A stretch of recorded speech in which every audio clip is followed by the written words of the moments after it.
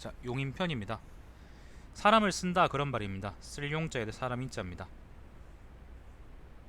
아마 우리가 보통 얘기하는 용인술 뭐 그런 의미에서 용인인 것 같습니다. 듣건대 옛날에 사람을 잘 쓴 사람은 반드시 하늘의 이치에 따르고 사람의 성정에 순응하고 상벌을 명확하게 했다고 한다. 하늘의 이치에 따라 일을 하면 힘쓰는 것이 적어도 공적이 세워지고 사람의 성정에 순응하면 형벌은 간단해도 법령이 잘 시행되고 상벌을 명확하게 하면 청렴 결백한 백의와 탐욕 무도한 도척이 혼돈되는 일이 없다. 이와 같이 희고 검은 것이 분명해진다. 나라를 다스리는 신하는 나라의 공로를 세운 만큼의 자귀를 받게 되고 관리는 능력을 발휘한 만큼 그 일을 맡고 법도에 따라 맡은 일을 성심성의껏 수행하게 된다. 모든 신하는 그 능력에 마땅한 자리에 앉아 그 직책을 감당하고 그 임무를 편안하게 처리하고 남은 능력을 어디에다 쓸까 하는 생각을 갖지 않고 또 많은 관직을 겸하여 왕에게 그 책임을 지우는 일을 하지 않는다.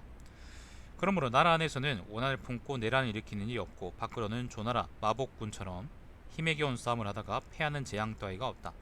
마복군은 조사를 의미하죠. 조사.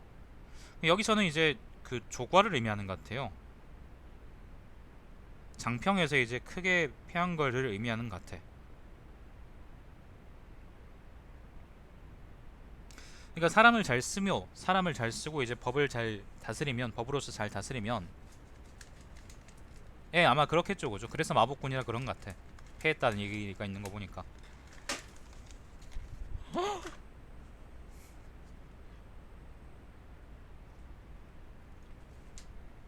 사람을 잘 쓰고 그 다음에 법으로서 잘 다스리면 그 괜히 이제 위태롭게 나서다가 망하거나 그럴 일도 없다는 얘기지. 현명한 왕은 모든 권한을 명확하게 해서 서로 침범하지 않게 해서 송사가 일어나지 않고 신하에게 여러 가지 일을 겸직하게 하지 않게 하니 그 사람의 기능은 더욱 향상되고 많은 사람에게 같은 일을 시키지 않아 서로 다투는 일이 없다. 이렇게 송사의 다툼이 그치고 기능이 오르면 강한 사람과 약한 사람이 힘을 겨루는 일이 없어지고 얼음과 숯같이 서로 다른 것끼리 뒤섞이지 않으며 각각 분수를 지켜 세상에는 서로 헐뜯는 일이 없게 된다. 이것이 곧 나라를 잘 다스리는 방법인 것이다.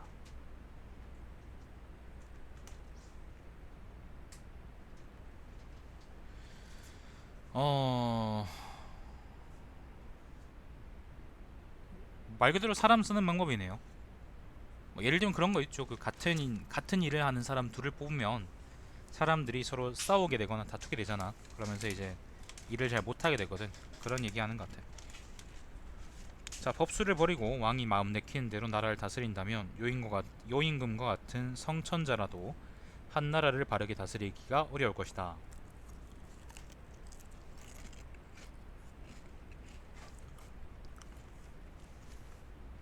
규구를 쓰지 않고, 규구라는 거는 뭐 콤파스하고 그다음에 그 직각자 같은 겁니다. 공구입니다, 공구. 규구를 쓰지 않고 눈짐작에 따라 측량하면 해중과 같은 목수의 명인이라도 한 개의 수레바퀴조차 만들지 못할 것이다. 자를 쓰지 않고 길고 짧음을 견준다면 왕이와 같이 능숙한 사람이라도 길이의 반을 정확하게 끊지는 못할 것이다. 왕이 뭐 해중 이런 사람들은 다 사람 이름이겠죠. 평범한 왕으로 하여금 법수를 지키게 하고 또 서투른 목수에게 규구와 자를 쓰게 한다면 만약에 하나라도 실수하지 않을 것이다. 그러므로 왕은 현명한 임금이나 뛰어난 장인들도 쉽게 할 수 없는 것을 바라지 말고 평범한 왕이나 서투른 목수들도 실패하지 않을 법수를 지킨다면 신하들이 힘을 다하게 해서 공명을 세울 수 있을 것이다.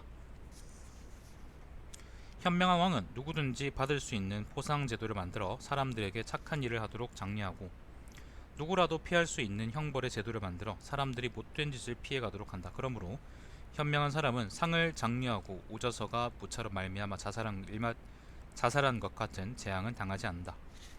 불추한 사람도 행동을 삼가해 벌을 적게 받도록 하기 때문에 곱추의 등을 자르는 참혹한 형벌을 받는 일도 없으며 장님은 평지만 걷되 깊은 골짜기를 만난 일이 없고 어리석은 사람은 평정함을 지켜 위태로움에 빠진 일이 없다. 이렇게 해서 왕과 신하 사이에 은전이 맺어질 것이다. 분수의 그러니까 예를 들면 원칙과 그 다음에 뭐 이런 제도들을 잘 정비하면 법과 제도들을 잘 정비해 놓으면 사람들이 자기 능력 밖의 일을 하지 않게 될 것이고 그러면은 자기 능력 안에서 모두가 일을 잘 처리할 수 있게 될 것이다 라고 얘기하는 거죠. 그러니까 이제 괜히 오자서처럼 그 뭐죠 절개를 굽히지 않다가 자살하는 일도 없고 부차처럼 실정하게 된 일도 없다 라고 얘기하는 거지. 옛날 사람이 말하기를 사람의 마음을 알기 어렵다 기뻐하고 성낼이라는 것을 알기는 더욱더 어렵다 라고 했다. 그러므로 표지를 세워 표시에서 뭔가 표식을 세워서 눈으로 볼 수 있게 하고 북을 쳐서 귀로 듣게 하고 법으로서 사람의 마음을 가르친다. 아무런 원칙 없이 사람을 다스릴 수 있는 사람은 있습니다. 그 원칙이라는 게 그 사람의 말이나 이제 행동 속에 묻어나는 거죠. 뛰어난 사람들이 그렇습니다. 통솔력 좋은 통솔 잘하는 사람들 우리가 얘기하는. 하지만 일반 사람들은 그럴 수가 없어요. 예를 들면 이제 공무원들은 그런 교육을 받지 못하기 때문에 부임지에 나와 있는 공익 하나 제대로 통제 못하는 사람들이 많습니다. 뭐 예를 들어서요. 마찬가지로 이제 집에 아빠 엄마들이 자식들을 가르치는 방법을 막 대학교에서 배우거나 그러지 않잖아요. 그렇기 때문에 애들하고 척지게 되는 부모들도 많습니다. 하지만 만약에 지침서 같은 게 있다면 적어도 다들 평균 정도는 할 수 있겠죠. 적어도 그 얘기를 하는 겁니다. 그게 바로 법이라는 거예요. 임금이 이 세 가지 쉽게 할 수 있는 방법을 버리고 단지 알기 어려운 마음 하나에 의지해서 나라를 다스리려고 한다면 왕은 신하에 대해서 노여움이 쌓이고 빡침이 쌓이고 신하는 왕에게 원한이 쌓이게 된다. 그렇게 쌓인 빡침을 바탕으로 쌓인 원한을 통제하려 하면 왕이나 신하는 모두 위태로워질 것이다. 현명한 왕이 나라를 다스리면 그 표식은 보기 쉽기 때문에 약속이 지켜지고 그 가르침은 알기 쉽기 때문에 말을 잘 듣게 되고 법률은 시행하기 쉽기 때문에 명령이 잘 시행된다. 이 세 가지가 확립되고 임금에게 사심이 없고 신하는 법률에 따라 다스리면 사심은 사적인 마음이요. 아랫사람들은 표지만 보고 행동하며 마치 먹줄을 따라 들쑥날쑥한 곳을 깎아내 듯하고 옷감을 재단한 대로 바느질하는 것과 같이 되니 왕은 사사로운 위세로 신하에게 해독을 끼치는 일이 없고 신하 또한 어리석고 졸렬하다고 형벌을 받는 일이 없게 된다. 그리하여 왕은 모든 일을 명확하게 알게 되어 함부로 화를 내는 일이 적어지고 신하는 충성을 다하게 되어 범죄가 적어질 것이다.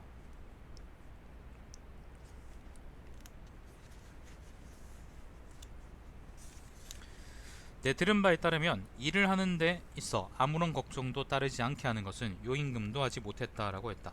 일찍이 일이 없었던 세상은 없었다. 왕이 장록을 가볍게 여기지 않고 부귀를 쉽게 얻을 수 있게 하지 않는다면 위태로워진 나라를 구할 수는 없다. 그러므로 현명한 임금은 부끄러움을 알도록 장려하고 인의에 따른 행동을 높이 사는 것이다. 옛날 북쪽 진나라의 계자추는 허벅지 살 먹인 사람이죠. 아무런 벼슬도 없으면서 충의의 도를 지키기 위해 망명길에 오른 문공, 그러니까 공자 중의를 따랐는데 도중에서 문공이 주림을 참지 못하자 배가 고파서 그는 어진 마음에서 자기의 넓적다리살을 베어 허기를 면하겠다. 그래서 왕은 그 은덕을 마음에 새겨두었다가 뒷날 서적에 그의 이름을 기록하게 했다.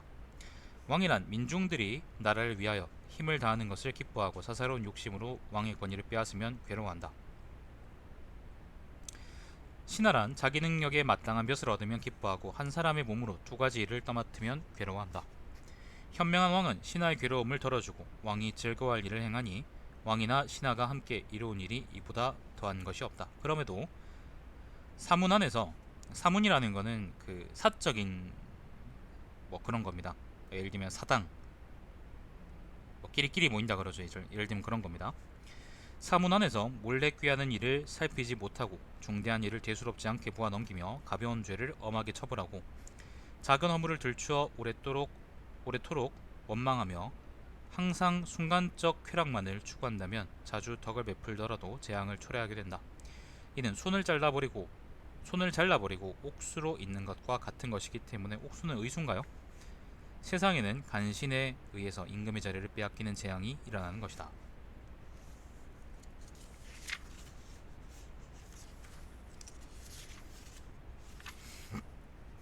왕이 민중들이 지키기 어려운 법을 세워놓고 그에 미치지 못한다고 민중들을 죄로 다스리면 민중들은 임금에게 사사롭게 오난을 가지게 된다.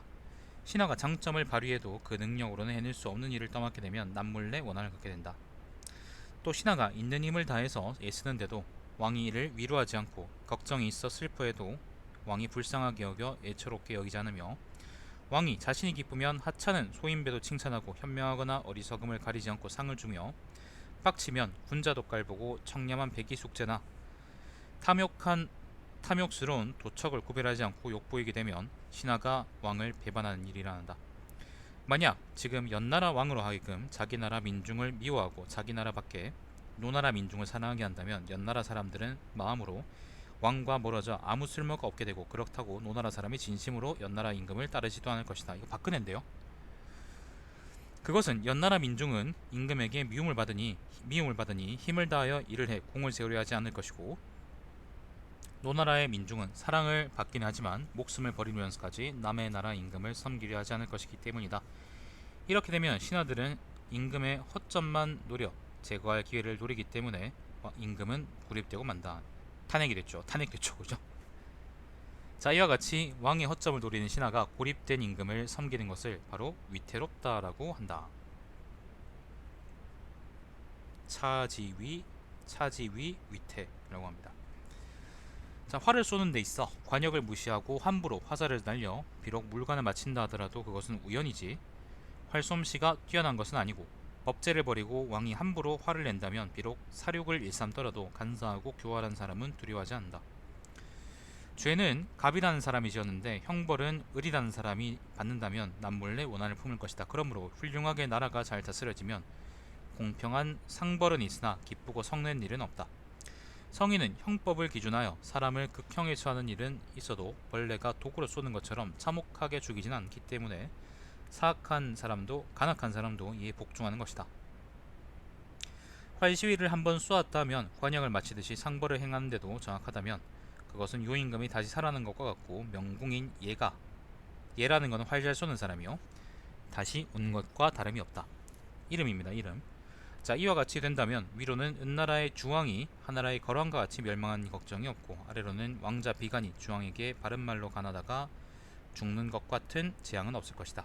왕은 베개를 높이 베고 편안하게 쉬며 신하들은 맡은 업무를 즐겁게 처리하면 돈은 천지에 넓게 퍼지고 덕은 만세의 길이 오랫도록 이어질 것이다. 무릇 궁궐벽에 틈이 생겼을 때 왕이 그것을 막으려고 붉은 흙이나 흰 흙으로 겉만 장식하는 데 힘을 쓴다면 폭풍이나 소나기가 닥칠 때 반드시 무너질 것이다. 바로 눈앞에 닥친 재앙을 없애지 않고 있으면서 맹분이나 하육과 같은 장사가 와서 죽음을 무릅쓰고 지켜주길 바란다. 또 당장 안에서 일어나는 걱정거리를 조심하지 않으면서 먼 국경에 굳건한 성벽을 쌓는다. 또 자기의 가장 가까이에 있는 현명한 사람의 헤아림을 듣지 않으면서 천리 밖의 만승의 동지와 외교를 맺는다. 한번 회오리 바람이 불어닥치면 맹분과 하육 같은 장사도 미처 구제할 겨를이 없고 먼 곳에 있는 동맹국도 구원할 틈이 없으니 한 나라의 재앙이 이보다 더 큰 것이 없을 것이다. 요 예가 우리가 아는 것 중에 되게 극단적으로 표현된 예가 바로 총나라인데요. 유비하고 제갈량이 죽고 그리고 제갈량 이후에 뭐 누구죠? 그 누구냐? 갑자기 기억이 안 나네. 아무튼 그 재상들이 이제 연달아 다스렸지만 결국에는 장환하고 비의, 동윤 이런 사람 다스리잖아, 그죠? 근데 결국 그 사람들이 죽고 난 이후에는 제갈량이 만들어놓은 제도나 아니면 용인 사람들 쓸 수 있는 사람들을 더 이상 이제 제갈량이나 이제 그 후계자들처럼 쓸 수 없는 상황이 됐기 때문에 결국 총나라는 그 강유와 이제 황후, 그죠? 바깥에는 강유 그리고 안쪽은 황후나 진지 같은 사람들로 이제 일종의 분열되게 된 거고 결국에는 마지막에 그렇게 허무하게 망할 수밖에 없었던 게 이제 바로 그런 데 기인한다고 볼 수 있겠죠. 어떤 한 사람, 위대한 한 사람이 유지할 수 있는 체계는 그냥 그 사람만이 유지할 수 있는 체계인 겁니다. 그거는 일반적인 거라고 할 수가 없어요. 예를 들면 제가 학부 때 동아리 만들어가지고 애들한테 수학 가르치고 예를 들면 그랬던 적이 있는데, 그거는 제가 졸업하면은 바로 무너지고 말았죠. 실제로 무너졌고요. 왜냐하면은 저 말고 저처럼 그렇게 가르칠 수 있는 사람이 없으니까. 그런 체제는 사실 별로 좋은 게 아닙니다. 저도 사실 학부 졸업할 때쯤 돼서 이제 그거에 대해서 좀 많이 고민했었어서 요거에 대해서 잘 뭔가 느낌이 잘 오는데, 아무튼 법이라는 건 여기서 일단 이제 뭐 그런 건 차치하고, 한비자가 여기서 얘기하는 법이라는 거는 그런 특별한 능력이 있는 사람이 아니라 일반적인 사람이라도 나라를 잘 다스릴 수 있는 방법이 바로 법이기 때문에 그거를 잘 지킬 수 있도록 해야 된다라고 얘기하는 겁니다. 앞쪽 얘기들이 주로 술에 관련한 거였다 그러면, 그 오늘 읽은 이제 관행이나 아니면 관행 편까지는 술인가? 안위나 수도편, 그다음 용인편 이어서 나오는 얘기들은 전부 다 이제 법에 관한 얘기라고 볼 수 있겠네요. 법이라는 것이 무엇인가?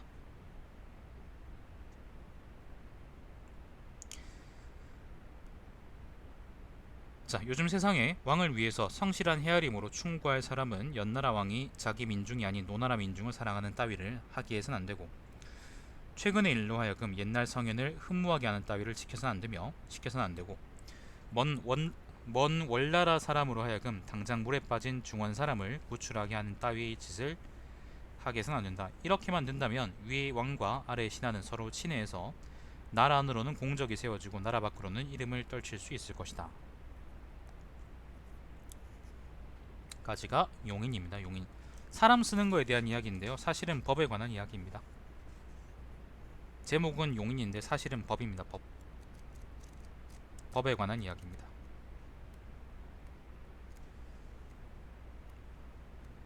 요까지 할까?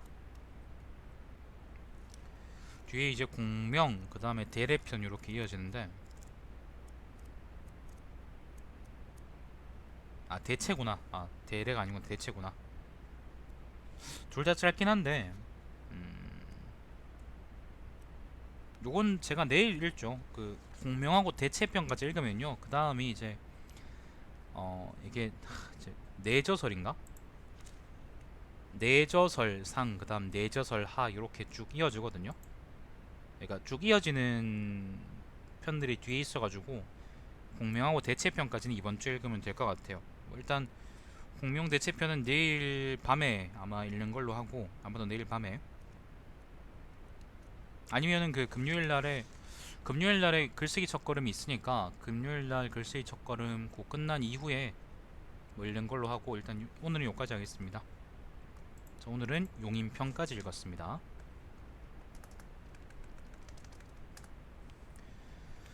자, 그 금요일날 뭐 다시 뵙든지 하겠습니다. 시청해주셔서 감사드리고, 제 방송은 유튜브의 달마시안 TV에서 다시 보실 수 있습니다. 철학 산책은 매주 수요일날 밤에 들어옵니다. 방송 종료하겠습니다.